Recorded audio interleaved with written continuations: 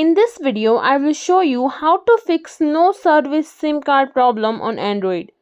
First of all, what you can do is go to your control center, then turn on airplane mode, leave it on for a minute or two, then go back, turn off the airplane mode, and if your SIM is still not responding, go to settings, go to mobile network, and see if both of your SIMs are disabled. Click on SIM 1 or SIM 2, then click on enable button.